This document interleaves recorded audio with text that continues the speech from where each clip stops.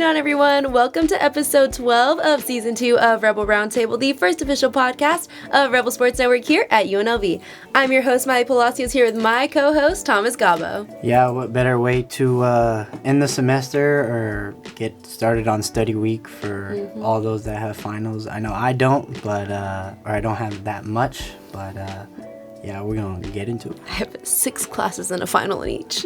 Oh my goodness. But yeah, let's forget about that for now and just move into our national sports with Thomas before we get into UNLV Athletics with me. Yep, so we're going to talk about the NBA Playoffs. Philly wins in 7 over Boston. Tatum got hurt again in Game 6 and leaving Jaylen Brown out there with the rest of the Boston Celtics to try and win back home, but Joel Embiid, or half of Joel Embiid, I should say, and Tyrese Maxey, Paul George, VJ Edgecombe got it done for the 76ers and beat the Celtics, which is pretty disappointing. I know Boston fans right now, Bruins lost, the Red Sox aren't good, the Celtics lost. Yeah. I mean, there's that controversy going on with the Patriots, but yeah.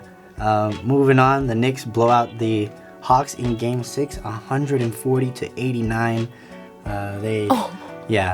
They were almost up by 40 in the first half, 83-46. I mean, there's really not much else you can say. And then the Knicks did it again yesterday. But we'll get to that in a second. Over there in the West, the Spurs win in 5 over Portland.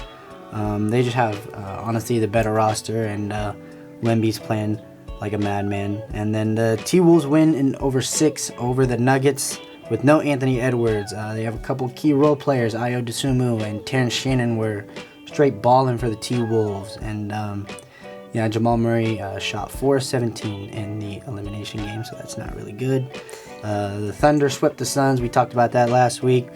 The Lakers beat the Rockets in 6. There was a lot of pressure on the Lakers, and to go back to Houston after going up 3-0 and then losing back-to-back games, to go back to Houston and try and win it. But King James and the squad, AR-15. King James got it done. And we play the Thunder. I mean, I guess they play the Thunder, but yeah. No, you're part of the fan base. Yeah, I guess. Or not, take it back. Then moving on to the NHL playoffs over there in the East, Buffalo Sabres win in 6 over the Bruins. First time in 18 years that the Sabres have moved on to the second round. It was a little scary for the Sabres after losing at home, after David Pastrnak buried the overtime winner, but that was not enough to generate momentum against a very good and fast young Sabre squad. I know Kyle Sparrow's pretty happy, so congrats, my guy.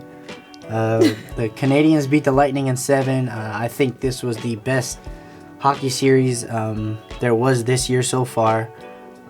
There's 2 very good teams. One on the younger side and one somewhat on the older side have had the experience of being in the playoffs before in the Tampa Bay Lightning.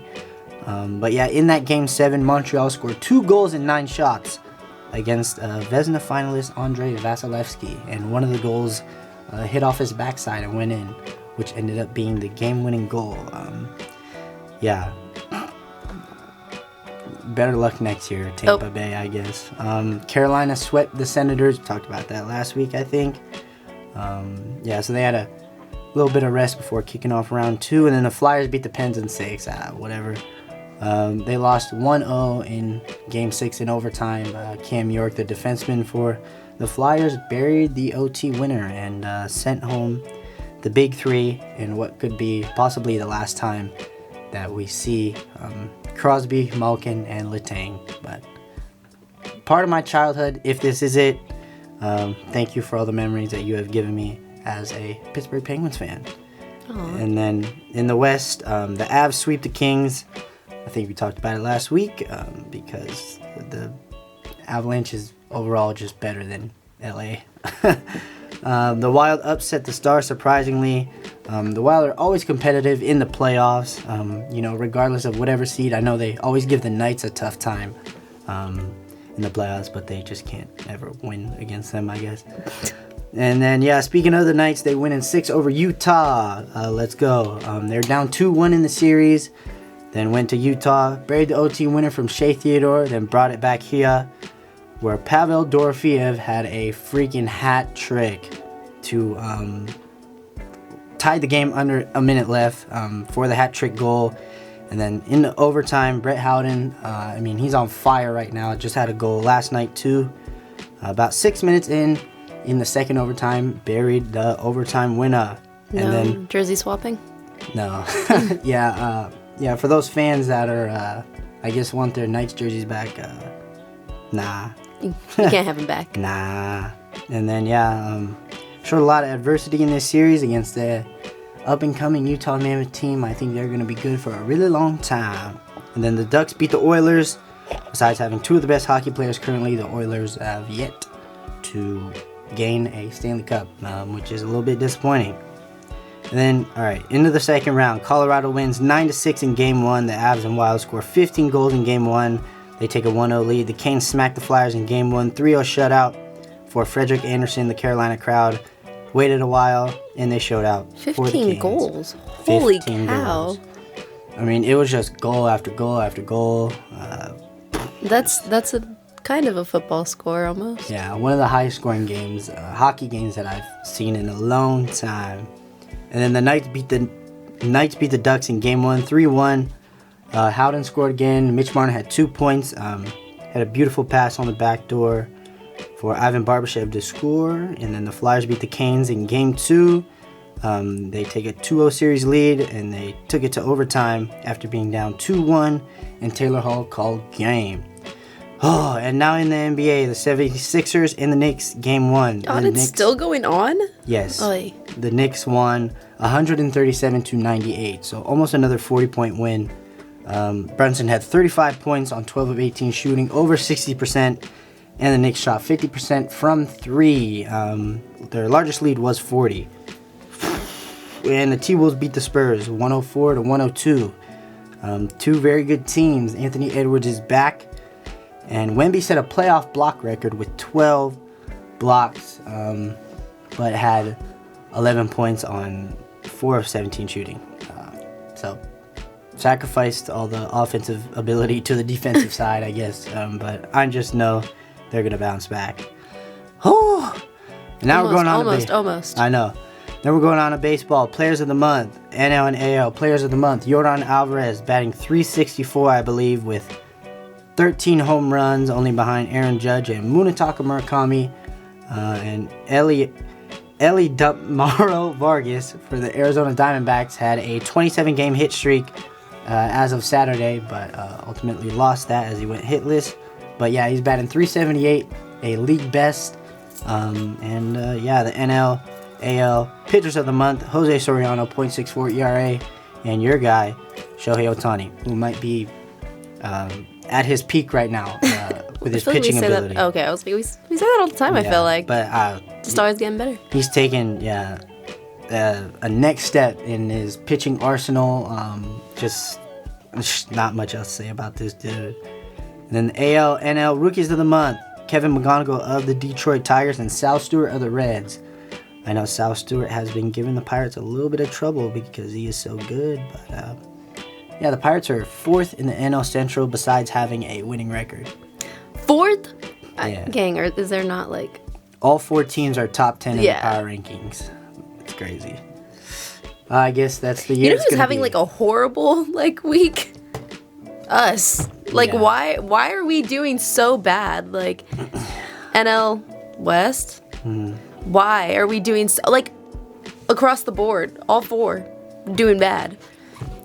And I'm just not sure how the Rockies won last week or something, that they beat the Dodgers. I was like, what? Yeah, that's embarrassing. And then the catcher, Dalton Rushing, was saying some stuff. Yeah, that was also him. No, they don't. And the Giants game as well. Yeah, where he injured that dude and he was like something. Yeah, but then they whatever. That's... Yeah. I don't know. He's too young to be acting like that, I think, though. Yeah. And then finally, the AL/NL relievers of the month: Louis Varland of the Toronto Blue Jays, holding it down on the backside of the bullpen. And, of course, Mason Miller out of the NL West for the San Diego Padres. We already know what this dude's about. Talked about him a couple times in these episodes so far. And then, staying on the pitching side, announced that Tarek Skubal, back-to-back Cy Young winner, will require surgery to repair loose bodies in his elbow, which is not good.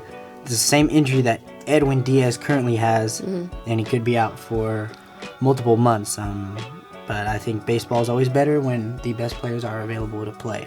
And now moving on to the NBA. Wait, to everyone who cares, which is like no one but me, Christian Yelich is also still injured.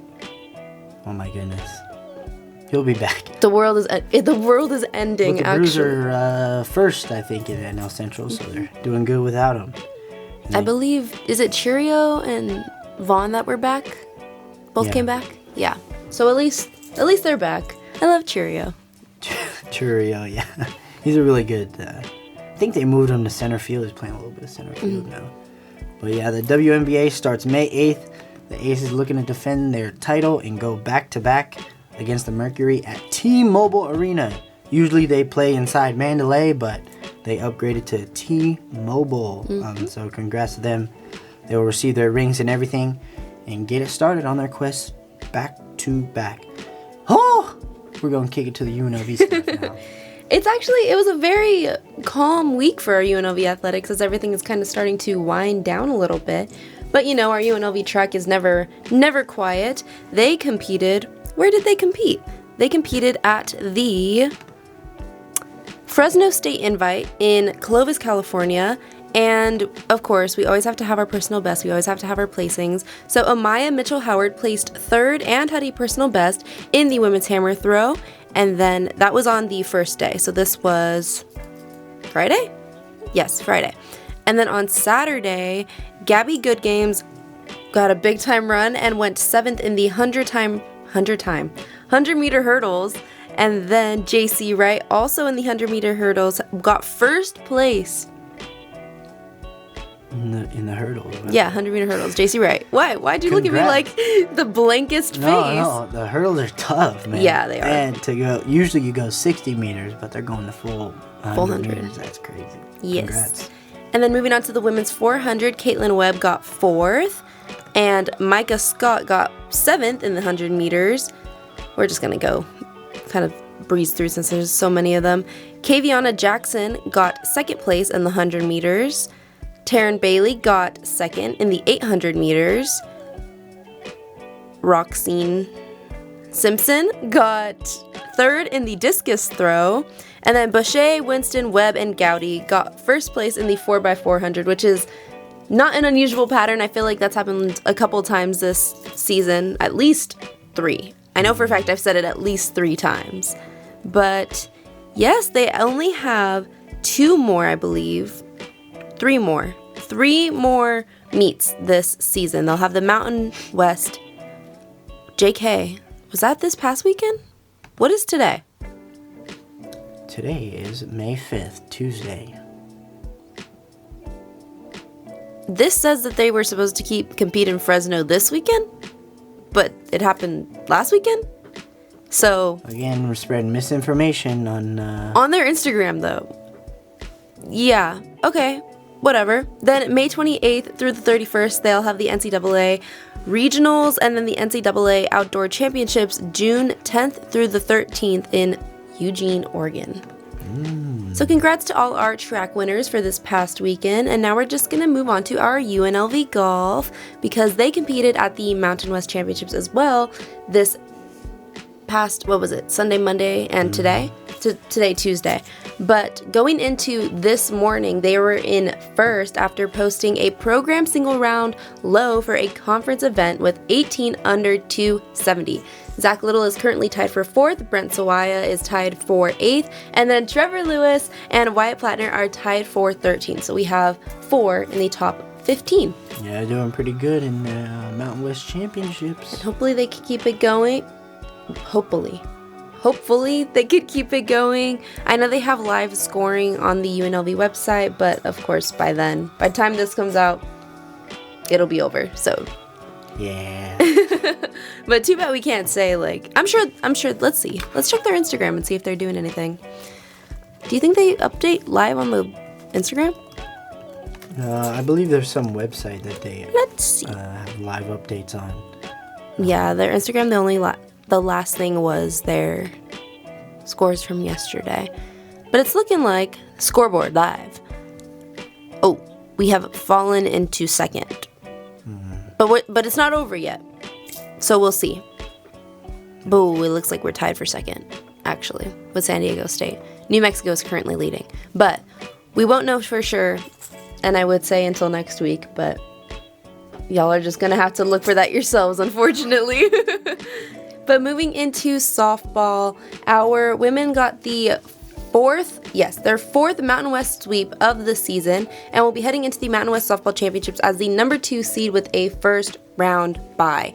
Going into Thursday, because their schedule was a little bit shifted a day earlier, they beat UNR 5-3, where head coach Christy Fox collected her 400th career win as a head coach.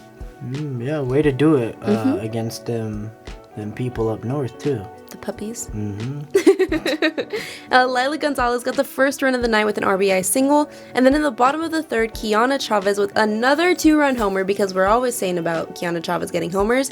She got the score to 3-0. UNR did end up tying it up, but the Rebels grabbed the win with a 2 RBI single. Yanina Sherwood earned her 11th win of the season, this one being in relief as Phoenix started off the game, and then Sherwood did not allow a hit or a run in the 2 innings of work, and her only strikeout of the night was the last out of the night. And now she is at a 11-8 record. Moving on to Friday, they beat UNR 4-2. Presley Barnes got the first run of the night with an RBI single, and then Mantha Hatzenbeller with a 3-run homer, which is again not a crazy. It's not crazy. It's just a pattern for her. And then they got the lead 4-0. Fedek then pitched 6 innings and only allowed 2 runs and did not walk a batter. And then Sherwood came in for relief, facing 3 batters and again striking out 1. Moving on to Saturday, where they had the senior recognition when they honored Kiana Chavez, Maddie Scott, Diamond Sefe, Natalie Turner, Amelia Weber, and Bree Williams. Kiana Chavez started off the game strong with a 2-run homer, and then the game kind of was going back and forth because UNR also got a homer of their own. Natalie Turner drew a bases-loaded walk to score another run, 3-1. Kiana Chavez did the same in the same inning, which is, I believe, the third, and then they went 4-1. And then UNR had a 2 RBI double, getting it 4-3. And then Hannah DiGenova of UNR got her second homer of the night, tying it to 4-4. But it didn't matter because then Diamond Sefe came in with a sac fly in the 5th for a 5-4 lead, and then Presley Barnes got a 2 RBI double for the final to score 7-4. Yeah, swept them. Yeah, Kiana Chavez surely likes playing UNR. Just had an excellent weekend. But moving on to our men, they started off the week last week at Utah Tech, St. George, Utah. I wanted to go so badly, but I had a ceremony to go to, so I couldn't go. But maybe it's for the best because they unfortunately fell 8-3, which was, I believe this is like the first season that our guys have ever lost to Utah Tech. But I mean, what can you do? Because it doesn't matter because apparently overall records just don't matter when it comes to Mountain West standings. But we'll get into that in a bit because I'm still a little bit upset about that. Going back into our Friday game, this was last weekend, they competed against Milwaukee and won 14-4. The game was relatively close going into the first 7 innings. Milwaukee got one on the board first in the 3rd. Gavin Taylor responded with a 2-run homer, going 2-1. Aiden Garcia with a 2 RBI single in the 5th. Milwaukee with 2 runs in the 6th, and then tied it in the 7th. Then UNLV's Reggie Bussey and Marcos Rosales scored on a wild pitch and pass ball. And then Nin got an RBI single for Aiden Garcia to score. So that was the 7th inning, I believe. And then in the 8th inning, we had 7 runs on 5 hits in the 8th with Drew Berrigan, Nin Burns II, Johnny Rodriguez, and then sac flies from Marcos Rosales and a walk-off sac fly from Cooper Sheff, which was just his first of the weekend. Unfortunately, they did lose on Saturday against Milwaukee, losing 1-4. The only run being scored from Marcos Rosales. And then that was on a throwing error. He scored from second, but I think Aiden Garcia was supposed to be out at first, but then they had a throwing error, so he advanced to second. Marcos Rosales scored. Moving on to Sunday, where they won 8-7. Milwaukee grabbed an early 3-0 lead in the first and extended it 5-1 in the second. But Drew Berrigan got his first homer of the night, going deep left in the fourth for a 5-2, kind of closing the gap a little bit. And then Milwaukee extended that gap again, 7-2. But it's okay because Drew Berrigan drew in a bases-loaded walk for Jaden Hurdle to score in the 7th. And then if we don't say Drew's name enough, he got another 3-run homer in the 9th to tie things at 7. And then Cooper Chef walked it off once again with an RBI single for Nin to score. That was everywhere. What a monster comeback for... Yes. The Hustling Rebels, as they were hustling. I guess we'll just have to say that our 2 stars of the weekend had to be Drew Berrigan and Cooper Chef. Would you agree? Yes, 100%. Yes, and they're looking to extend, hopefully, another win tonight against BYU. And again, y'all can check that out tomorrow. Not from us, though. Stan Stolte had a quote saying that this was a much-needed win. We've been in a funk offensively lately. Maybe that can get us going again. When we hit, it covers up a lot of our warts in other areas. I was happy with the 7+ innings, and we got out of the bullpen. That gave us a chance. So, great win for our guys. But let's get into the standings because... Yeah. It's a little confusing and a little hectic as...